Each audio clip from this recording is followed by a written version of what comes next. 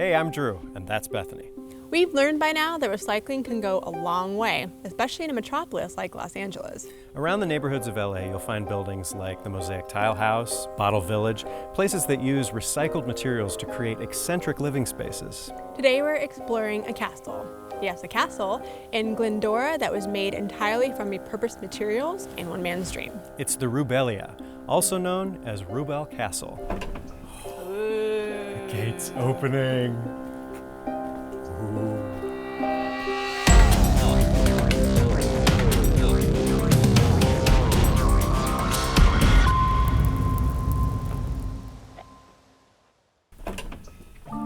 It's a little ominous, but I like it. Yes. So what we're about to see is Michael Rubel's childhood dream come to life. I'll say, I feel like we would have been really good friends with him. I know, we would have gotten along great with that guy. And the thing is, not just a castle on those grounds, we have a caboose, we have a blacksmith area to look at, a clock tower, some animals. I don't know where to start. We better get started somewhere. How about over here? Go over here? Okay.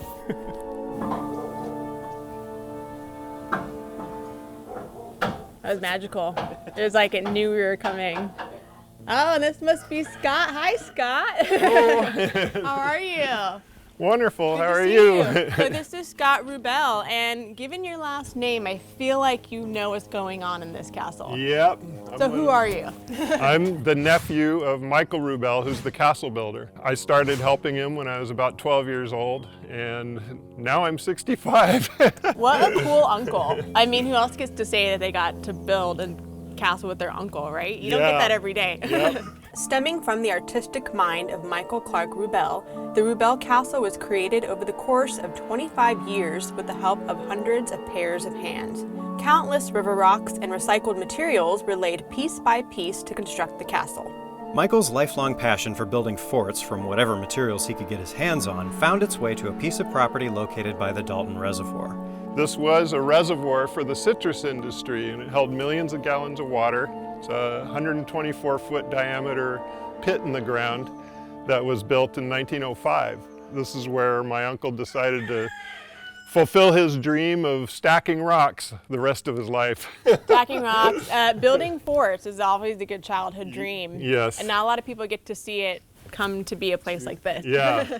Yeah, he spent his childhood building forts, and by the time he was 11, he was building towers as high as these, you know, all out of tin and lumber, and even higher than this. And the adults in the neighborhood were all trying to control the kids and make them put in fire escapes and things like that. Put them to work. Yeah. Put 'em to work. So can we go check it out? Yes, okay. Let's go in. This is the drive-through tunnel. And we dug this in 1967 in preparation for building inside. And you can see we have a three-gate system, you know, which basically keeps everybody out. And so we have that portcullis, which we opened, and we have this gate here, just old iron bed frames that slide up and down. And then this was common in a lot of castles. They would have a multi-gate system with weaponry or defense systems. So these are our rifle portals on both sides of the tunnel. There we go, some rifle portals in here. And then up at the top is there's a dragon up there. Yeah, Hold on. we have a real dragon. It wouldn't be a castle without a dragon. This is called the fire tower because that's our emergency fire water up at the top. And this is the shaft that feeds the whole castle. So when Michael lived here, he could just drive a pickup truck under here with his firewood and his groceries, and it would go up on a crane to the 3 different levels of the castle and get distributed around. So the level of engineering in this place is amazing. It seems like he thought of everything. Considering it wasn't drawn on paper first, right, exactly. It was done rock by all of us. My uncle never asked me for any fun projects like that. I don't think anyone did.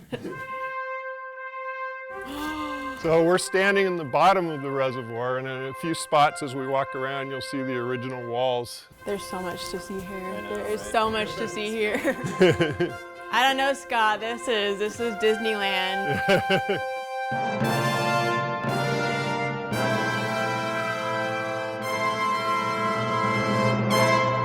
So I'm seeing here a mixture of different materials. So was that something that he collected himself, or is that other people brought to him? Well, it was a little bit of both. Like Okay. when we began building, we were using all bottles at first. Bottle house here was the very first structure we built. Michael began building this before he could even afford concrete. He was going to the plant in Irwindale and standing by the sides of the trucks, and whatever would spill over, he could shovel up with his flat-nosed shovel and bring it over here and build the bottle house. So this right here is the start of Rubel Castle. Yes, it was his getaway house. He built this to get away from his mother's parties. But if you look at it from the inside, you'll really see the romance. We're going in, guys. We're going in. I'm gonna turn on this light. So the bed was up in the loft, up this little ladder. And I actually lived in here for 4 years when I was a teenager too. Now this would be an amazing place to stay. It was a good place to put the workers because sleeping right under the tin roof, you'd heat up as soon as the sun hit the roof. So you'd have to get out of here. Oh, yeah. Cook up a little bit. When I was a kid and living in here, I just had the stove for warmth. We had no electricity then. We just, in here, I just had a kerosene lamp. There's everything in these walls. We got stuff from junkyards, anything that was made out of steel. All the corners are made of railroad tracks. We would dig a deep hole in a foundation and stand these railroad rails up. Those constitute the corners of the towers. And then some of the walls are up to 8 feet thick. As we built, we just put tons of steel in, all junk. I feel like that would be really helpful, though, to prevent against any kind of earthquake damage. Oh yeah, yeah. like That's the reinforcement. Michael says this place is so strong you could turn it upside down and Right, it would nothing- all hold nothing's gonna together. So this is the blacksmith shop, Oh, okay, I was looking forward to this. and Oh, right. I guess I should have thought to try to get you here on Saturday instead, because that's when the club comes. You know, there's about 5 blacksmiths who come. So this is an actual working Yes. blacksmith area. Yeah. And you have real blacksmiths Yeah. that come on Saturday and use this. Yes. What do they make? Well, they make a lot of stuff from old railroad spikes. Uh-huh. Like you can tell that's There's still a a few of 'em spike here. on there. Yeah, look at that. So they smash these spikes into knives and into hooks. I'm seeing some looks like poured cement right here. What is Right. this? This is the original wall of the reservoir, and there were many reservoirs up in this area for the orange groves, but this is the last one remaining, poured in 1910. And you can see where street level is, which is where our rock meets the smooth wall. So that's ground level basically up Yes. there. So we're 1 story underneath Yeah. the ground, I guess. We were basically 1.5 stories high before the neighbors could see what we were doing in here. Yeah. So the whole castle looks taller from the inside than it does from the outside. Oh yeah. So behind this door is the first tunnel we built into the reservoir. A tunnel. Now, when I was a kid, the reservoir was, of course, this steep-walled pit, and we could only get into it with a steel stepladder. Okay. So this was our way in. We built this in 1965 or so. So you had to tunnel this through the edge of the reservoir Yes. then? Okay. Yeah. Interesting. So as you come through here, you can see it's inside the reservoir here. This is castle walls, and then as we go through here, this is the through the ground part, which Michael used his mother's bottles. Michael's drive to have a weight-driven clock goes back to his childhood. An unfortunate thing is that the clock is stuck right now, so you won't be able to see it ticking. So this is it. We're inside the clock tower now, right? Yes. This looks like a grain silo almost. It was a water tank. This tower is made of 4 of these water tanks stacked on top of each other. Okay. And the way we built it, we laid the 4 tanks across the bottom of the reservoir, bolted them all together, and then we raised it all as one single tower. Then we did the foundations and started building all the rock work on the outside of it. Okay. So this is the clock works. It's a 1890s era Seth Thomas clock. So right now we're basically inside of a clock. Yes. That is so cool. And this is what runs the clock and makes it tick. And normally this pendulum would be swinging back and forth. And these 3 wheels wind it. It has to be wound every 48 hours. Okay. So when the clock starts ringing, these cables go up and down because they're operating hammers at the top of the tower that ring the bells.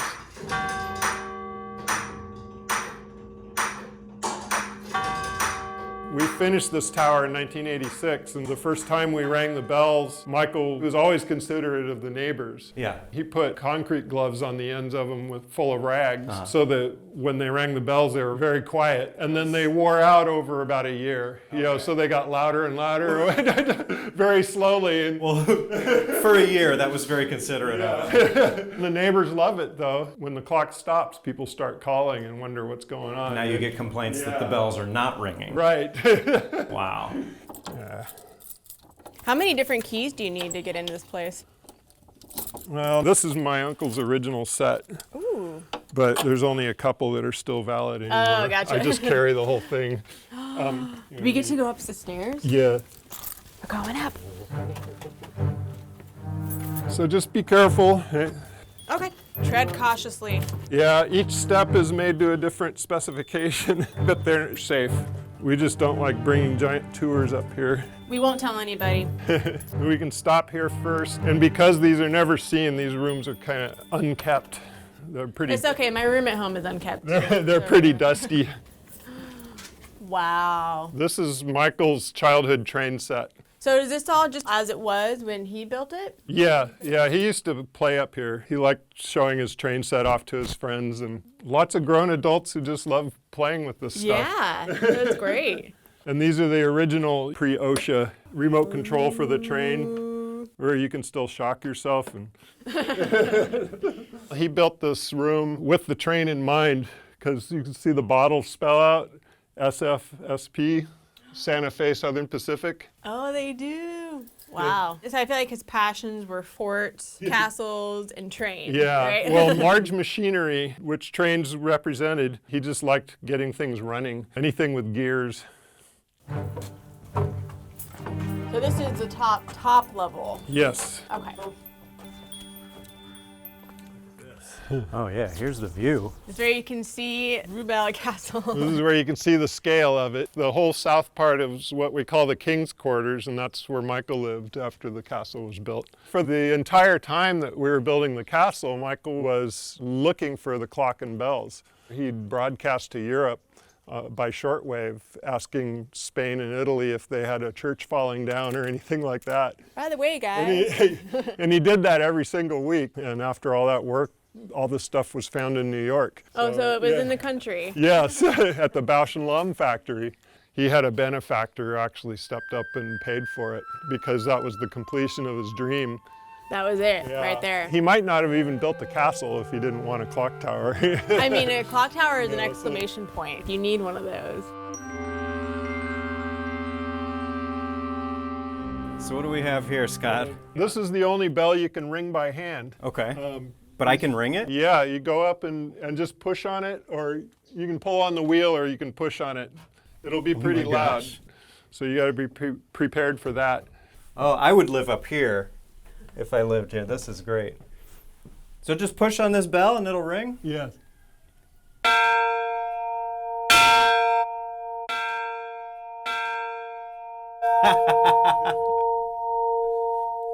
That's a good little hiding spot up there. You can sit in the chair up there. I'll say.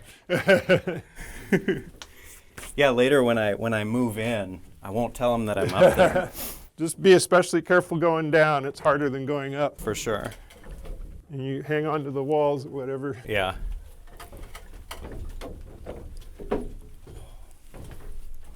All right, Scott, so here we are on the grounds outside of the castle, heading over toward the cemetery? Yes. Okay. We call it the cemetery. Yeah. There aren't any real bodies in here, Okay. So except for some of our pets. Oh. Aw. But you have headstones here. Right. This began because a monument company was donating tombstones to us to stick in our walls. Oh, I see. They said, oh, those are typographical errors. So we stuck them in the walls and we started making this graveyard. We actually had a lawn here before the peacocks ate it. Before the peacocks ate it. Great. And so we made memorials to all the castle builders and all the family members. And this is the last one that I had made. This one here? Which was for castle builder Michael. Yep. Even this stone is recycled. If you look on the back, somebody else's name is already on Oh, there. really? They said they were going to throw it away. So I just designed it and they made it. You know, like I supplied the plaque and the family coat of arms thing. And then they sandblasted the rest of it for me. Very cool. And delivered it. Shortly before his death in 2007, Michael Rubel ensured his creation could be enjoyed for generations to come and left the care of Rubel Castle in the hands of the Glendora Historical Society. Michael once said, "If I'm not going to do well scholastically, I might as well go home and build a fort." For now, Michael Rubel's genius, hard work, and artistry continue to live on in his castle at Rubelia. Rubel Castle has been around for decades, but has never lost its charm and continues to be a magical experience. For sure. Hey, if you'd like to explore Rubel Castle for yourself, check out their official website for information on tours and how you can donate.